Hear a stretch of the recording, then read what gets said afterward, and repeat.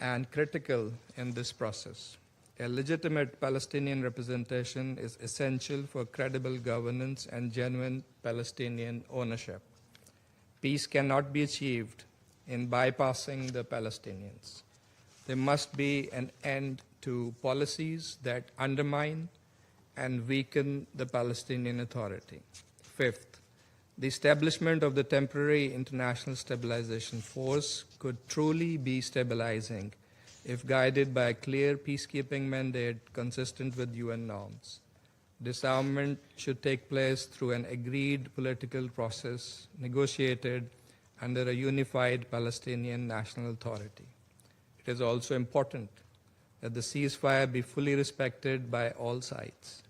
Unilateral violations of the ceasefire will threaten and thwart the entire process and must not be tolerated.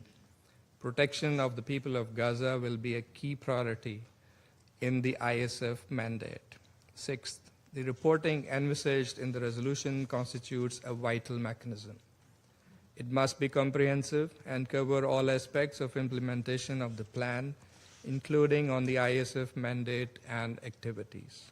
Seventh, Israeli troops must withdraw from Gaza, which is an essential requirement for restoring Palestinian sovereignty and securing durable peace. ISF mandate will only be effective once there is complete Israeli withdrawal. Eighth, there must be no annexation and no forced displacement under any circumstances. The territorial contiguity of the West Bank and Gaza is indispensable for a viable, sovereign, and independent state of Palestine. Finally, we believe that in order to break the cycle of violence, it is absolutely necessary to end the occupation and to have a political horizon, open the pathway to the Palestinian state through a credible, time-bound political process firmly anchored in the relevant UN resolutions. Durable peace and stability in the region will come only with the establishment of the Palestinian state as part of the two-state solution. President, looking ahead, the central roles of the United Nations, the Palestinian Authority, and the Palestinian people are vital in ensuring legitimate governance, reconstruction, and institution building in Gaza. The international community must stand with them steadfastly and firmly. At this solemn moment in history, Pakistan stands shoulder to shoulder with the people of Palestine. Their suffering is our anguish. Their resilience is our pride. Their aspiration, our cause. The people of Gaza have endured what no human being should ever face, yet they have proudly and boldly upheld their dignity, identity, and hope. Their courage obliges us to act with moral clarity and sustained political commitment. Pakistan reaffirms that we will continue to support the Palestinian struggle and the right to self-determination. And until its realization, our solidarity will remain unwavering and our voice unshakable. I thank you. I thank the representative of Pakistan for the statement, and I'll give the floor to the representative of the Republic of Korea. Thank you, Mr. President. Today, the Republic of Korea voted in favor of the draft resolution tabled by the United States. The Security Council has taken a significant step toward ending the Gaza conflict and supporting a just, lasting peace in the Middle East. The Republic of Korea appreciates the leadership and constructive efforts of the United States in achieving this important progress. With an official statement last month, the Republic of Korea warmly welcomed the ceasefire in Gaza through the comprehensive plan. Now, having taken a further step to consolidate and materialize this plan, we commend the tremendous efforts by the mediators, among others, United States, Egypt, Qatar, Turkey, to end this war. Without such devotion, the suffering in Gaza and the region would have been even more intensified and protracted. We hope that today's adoption of this resolution and endorsement of the comprehensive plan will pave the way toward a better future for the Gaza and entire Middle East. At the same time, we underscore the need for the plan to continue evolving in a manner that delivers tangible, sustainable, and irreversible progress. Mr. President, the resolution adopted today includes important elements. We expect that the details of the resolution, such as the composition, time frame, the work of the BOP and ISF, will be further developed and more practically operationalized in close engagement of the Security Council, ensuring its active involvement throughout the process. We all understand these elements are not complete. None of them can be easily accomplished, and there will be many challenges ahead. Thus, today's adoption is not the end, but marks a new beginning of our collective efforts to lay down the foundation for just, comprehensive, and lasting peace in the Middle East. The international community, including the Security Council, should stay engaged in supporting a pathway that can transform this hard-won opportunity into meaningful reality on the ground, again, with the Council's constructive engagement, including regular reporting to it. We also urge the parties to the conflict to strictly abide by the agreement and its spirit under this resolution. Mr. President, it must be duly noted that the Security Council has consistently championed the two-state solution as the sole viable path toward lasting peace in the region. My delegation believes that all efforts should ultimately serve the realization of the aspiration of Palestinians in both Gaza and West Bank, unified under the Palestinian Authority, as well as stability in the Middle East. The Republic of Korea, here and today, with honor, recommits to its constructive engagement to this end. We sincerely hope that, based on this adoption, genuine peace, dignity, prosperity can eventually be realized for all. I thank you. I thank the representative of the Republic of Korea for the statement, and I'll give the floor to the representative of Slovenia. Thank you, Mr. President. Slovenia voted for this resolution because it is the best way to secure that the current ceasefire leads to a permanent peace. We supported the resolution because of the strong support of the countries of the region and potential future troops contributing countries. They are assuming the largest responsibility for the future of Palestine and Palestinians, and we listened to their appeal. We also voted yes, because through this resolution, the Security Council is assuming its rightful supervisory role for the implementation of the peace plan. Colleagues, for 2 years, Slovenia has consistently called for an end to the Gaza war. Our calls throughout the war have been for an immediate and unconditional ceasefire. 2 years is not immediate, and clearly it's conditional. Mr. President, we thank the United States for presenting this resolution and for the consultative process they steered, with a strong participation by the countries in the region. Their voices and the voice of the Palestine played an important role in guiding today's decision of the Council. Colleagues, Slovenia approached its work on the Council with a heavy sense of responsibility. Throughout our term, we consistently called for a strong role of the Council. Many times we mentioned historical responsibilities, and this resolution surely falls under this category. In this vein, Slovenia remains convinced that clear terms of reference for the work of the Board of Peace, along with its composition, should be transmitted to the Council when available. While this resolution provides a framework, we understand many details will be agreed upon on the ground and through a consultative process.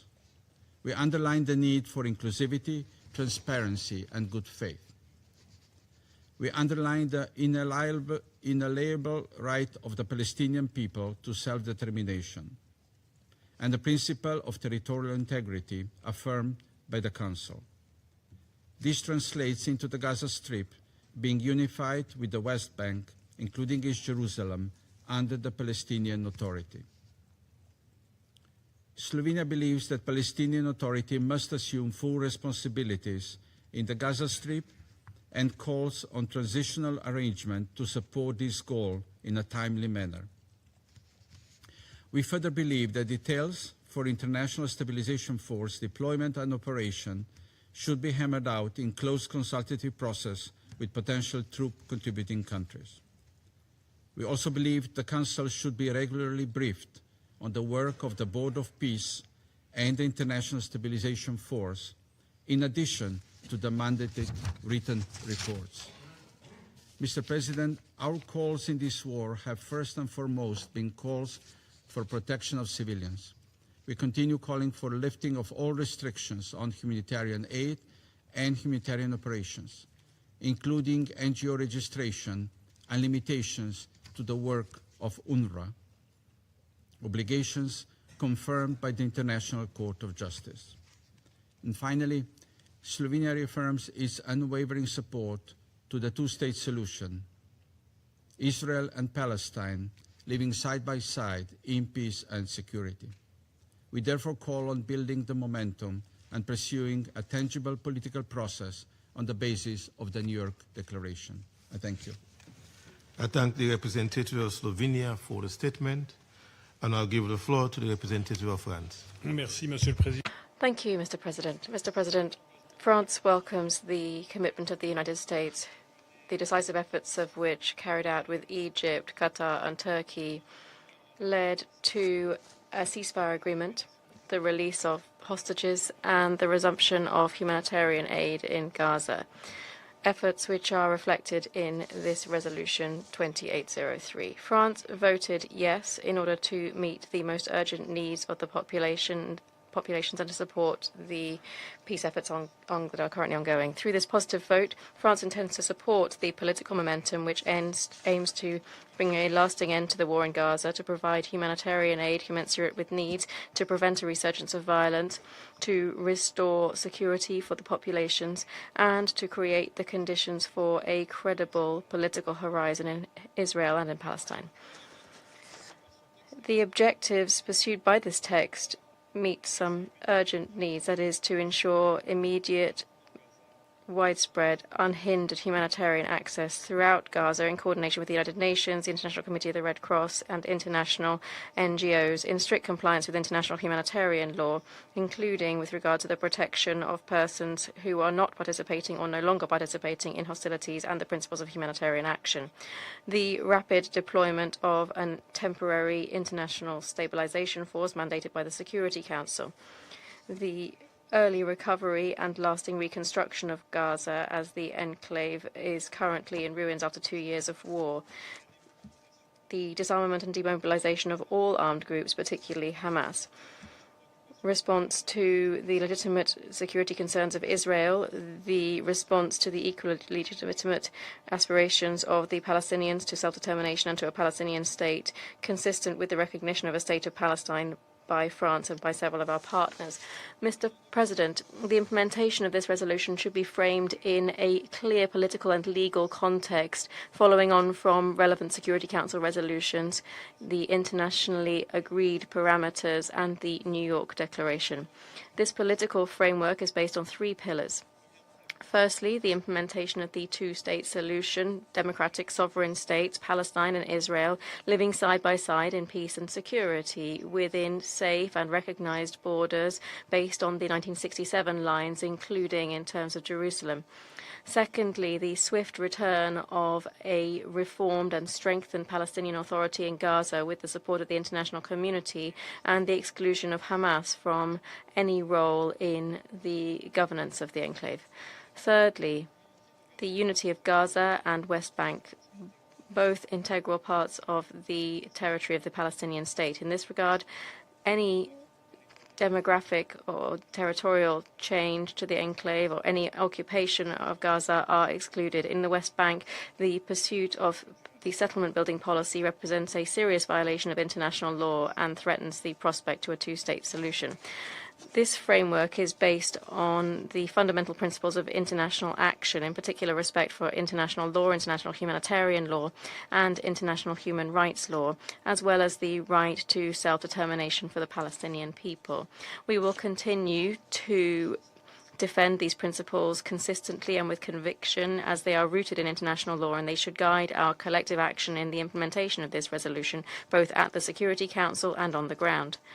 Mr. President, by voting in favor of this resolution presented by the United States today, France is choosing responsibility towards the civilian populations who have a right to protection and whose lives have been shattered, towards a region that aspires to regain peace and stability. We commend the engagement of the United States and we call on all parties to uphold their commitments, including with regard to international law, without delay. For its part, this Council must remain fully engaged in supporting these efforts and to implement its decisions. It should be ready to meet without awaiting the reports mandated by this resolution, depending on the developments on the ground, in order to ensure the proper progress through these stages, in particular the proper deployment of the temporary international stabilization force. This is essential for establishing lasting peace and stability. Thank you. I thank the representative of France for the statement, and I'll give the floor to the representative of Somalia. Thank you, Mr. President. We have voted in favor of this draft resolution and extend our appreciation to the United States as pen holder for its leadership and constructive consultations that have taken place throughout this process. Our support for this text reflects our enduring commitment to the Palestinian cause and our determination to alleviate the suffering of the Palestinian people. We commend President Trump's 20-point plan and creating Board of Peace as set out in the resolution and its endorsement by the participating states at the Sharm el-Sheikh conference, which enjoys the backings of 8 Arab and Islamic countries. We regard the establishment of International Stabilization Force as an important step towards civilian protection and stabilization on the ground, as well as broader political efforts aimed at achieving a just and lasting peace. At the same time, we must register our serious concern regarding the absence of